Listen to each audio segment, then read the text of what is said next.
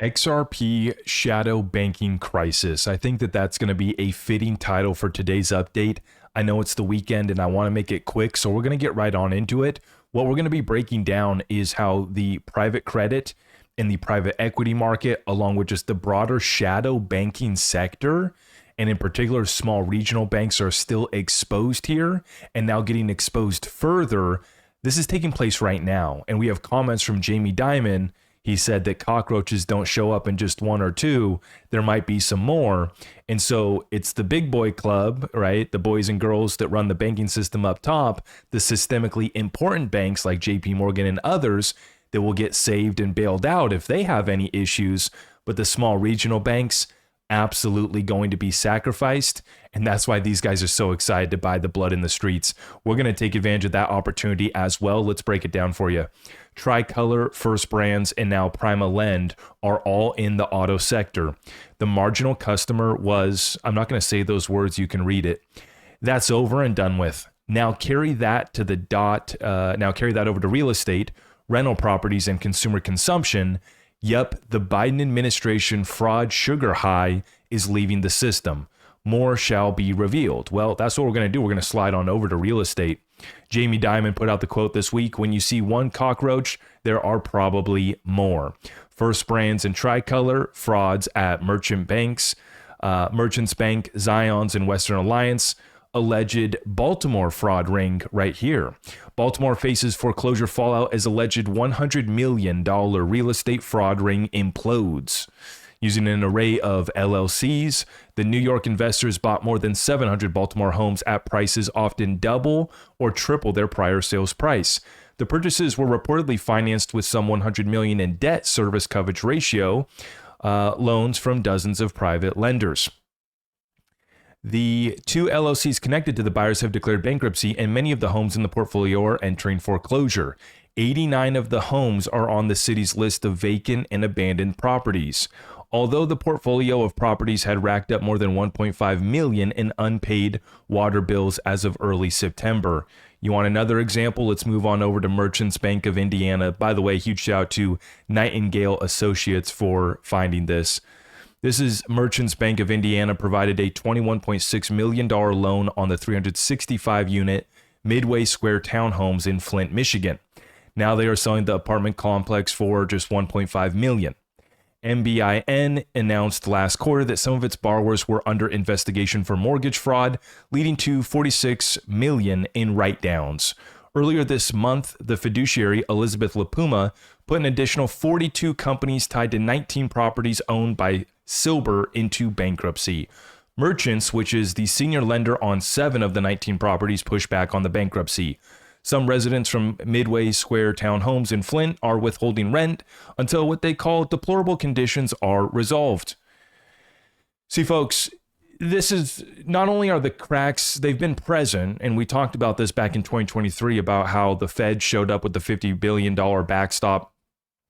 This is actually last year when the Japan carry trade started to unwind, but go back to 2023, it was the Bank Term Funding Program. Remember that Band-Aid that they slapped on wasn't big enough, and the patient is ultimately still going to be a casualty. It's just how long are we going to let them bleed out? That's the banking system right now. Like I said, the small regional banks, they'll be sacrificed, not a problem. Jamie Dimon and the boys, they're ready to squish that cockroach and pick over the skeleton of the corpse. Sorry to make it a gruesome picture, but you get what I'm talking about. These guys are excited about the blood in the streets.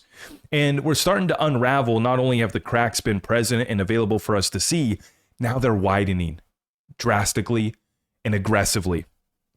We're not done there. The Federal Reserve recently found that hedge funds in the Cayman Islands likely hold about $1.85 trillion worth of U.S. government bonds known as treasuries. That's over 4 times more than what the U.S. Treasury Department thought that they had. The reason for the mismatch comes from a complex trading strategy called the basis trade. Here's how it works. Hedge funds buy real treasury bonds and bet against treasury futures at the same time. They do this because sometimes the prices between the two don't perfectly match, and they can make money when those prices move back in line, right? A little bit of arbitrage here. To afford all those bonds, they borrow cash through the repo market, basically a short-term loan system where they use treasuries as collateral. But there's the catch. When those treasuries get passed around or rehypothecated, meaning reused as collateral by other institutions, it becomes hard to tell who actually owns them. So in official data, a lot of those bonds disappear from view. That's why it looked like the hedge funds only had 423 billion when in reality they had 1.85 trillion.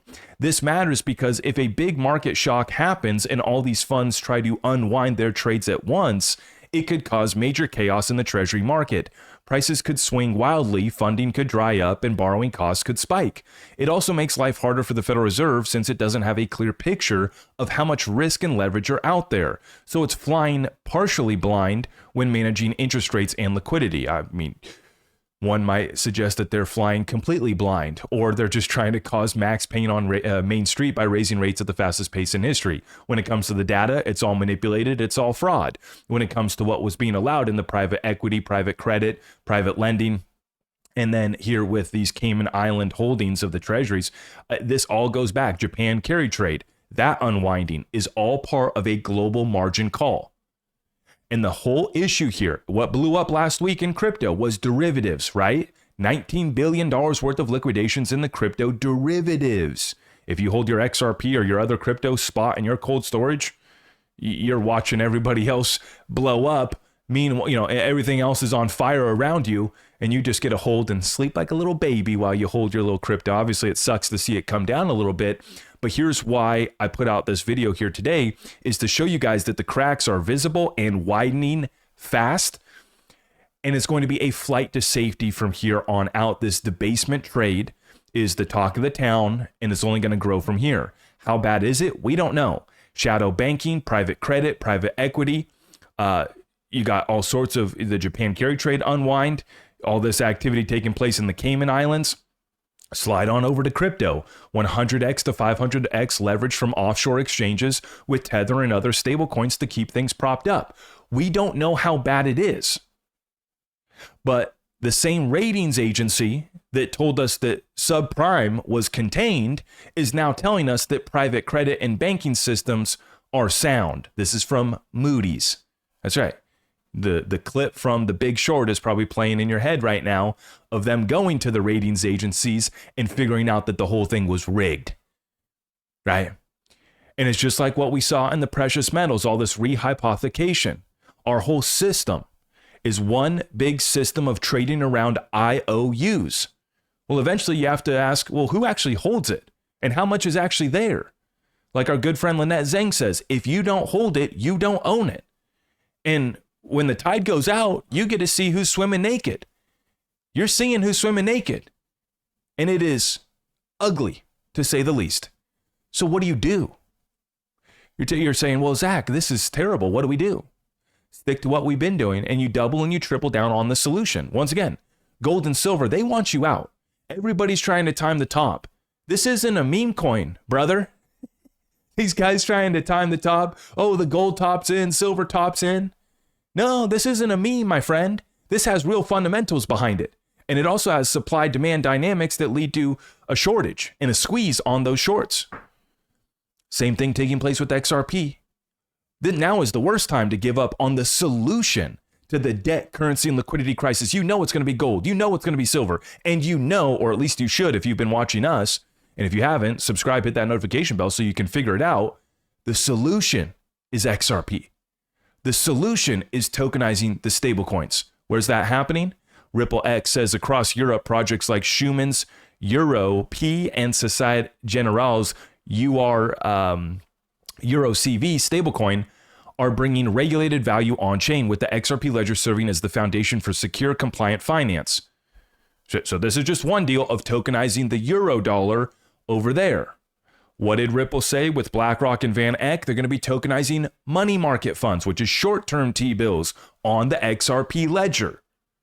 The solution to not only the debt, currency, and liquidity crisis, but expanding U.S. dollar dominance is stablecoins, just like President Trump said at the Bitcoin conference. So where's that happening? Well, it's happening here with XRP and Ripple. Furthermore, you need some treasury management. That's another problem, right? There's your solution. For $1 billion, Ripple acquires G Treasury. That was one of the big announcements this week on top of the digital asset treasury. What else is going to happen here? The ETFs are going to go live for XRP as soon as this government shutdown ends. When does it end? I don't know. Are you still waiting for $4 to $7 XRP here that I said was going to be here by yesterday? Stop. I've admitted I was wrong because the government shut down. They blew up my whole timeline. But do my targets remain? 100%. And the more that they want to push this asset down and give us opportunities to scoop it up, we will be taking advantage of that. I bought the dip yesterday. You guys already know that. Now, I don't know what this is. If this is an ETF, getting ready for an ETF, getting ready to fund the digital asset treasury. I don't know what happened here yesterday, but Ripple activated a new wallet and they sent about 3 transactions totaling 220 million XRP to this wallet. And this is what I love about the public blockchains, right? Is we can just verify this all. So big whale movements from Ripple, funding a new wallet with 200 million XRP. Rumors on the street, they're going to fund a digital asset treasury company. To all the people that were saying that's fake news and unfounded and this is probably just paid for propaganda, I can personally confirm that it is a reality that they are looking at doing that. And that's all I can say on it right now. But I can personally confirm that it is real, okay? They're just not revealing the full plans right now. But you better believe, on top of the dozen digital asset treasury companies for XRP, Ripple is going to make sure that there's a little bit more activity in that category.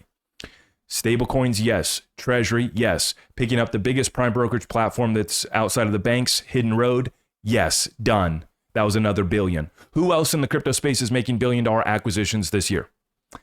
I'll save you the time. The answer is nobody. Nobody is in position like Ripple XRP. And yet some people are saying now's the time to give up on XRP. What a fatal mistake. Nobody should be surprised. Fundamental investors in XRP aren't going away. We just accumulate more. Sentiment is showing us right here that XRP's price has rebounded back at a modest 5.3% since its bottom 12 hours ago. A good long-term sign is the amount of mid to large stakeholders continuing to grow. There are now an all-time high 317,000 wallets with at least 10,000 XRP. Fundamental investors are not going away. We just continue to accumulate. If you bought above $3, if your average is above, $2.50 to $3, now is your time to buy the dip, buy the blood in the streets, and bring your average cost down. I told a story in my Discord call this morning. I'm going to repeat it here just quick.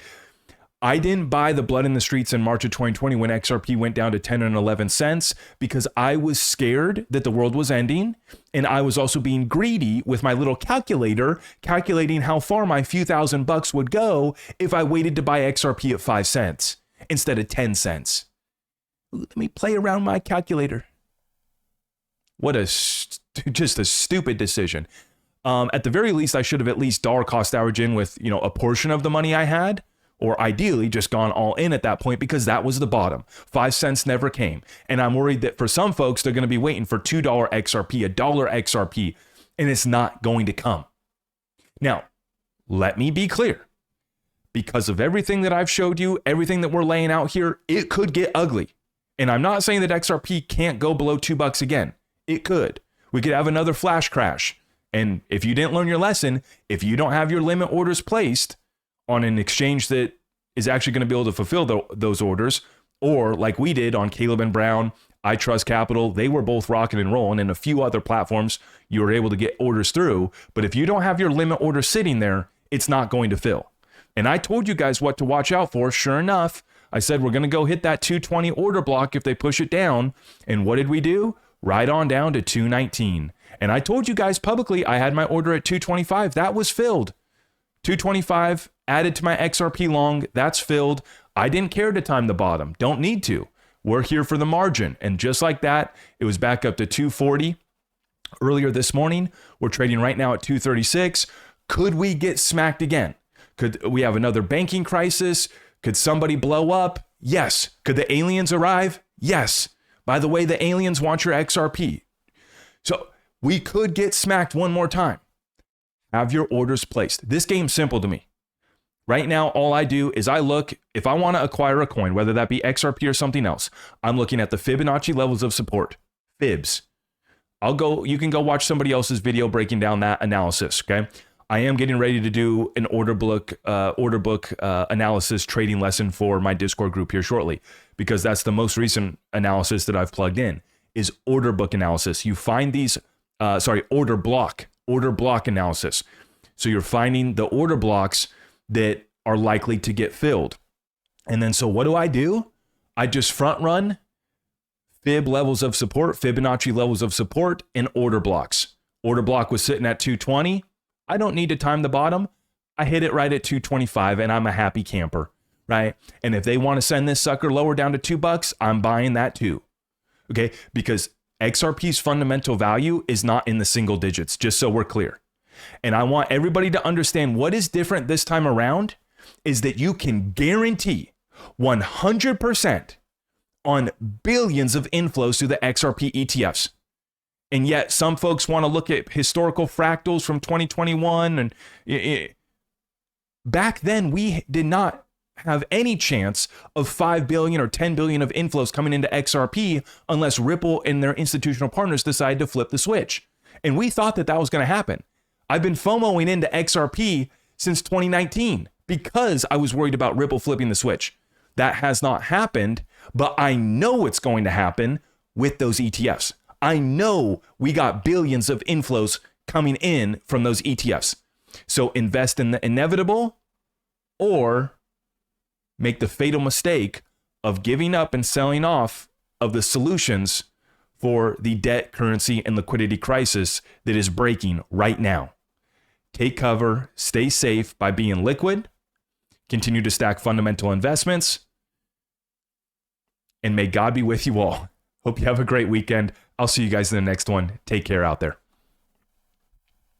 I am your host, Zach Rector. I really appreciate all of the love and support. If you want to support the channel, just remember that you can start by smashing that thumbs up for me, sharing this content far and wide, and everything else is at my website.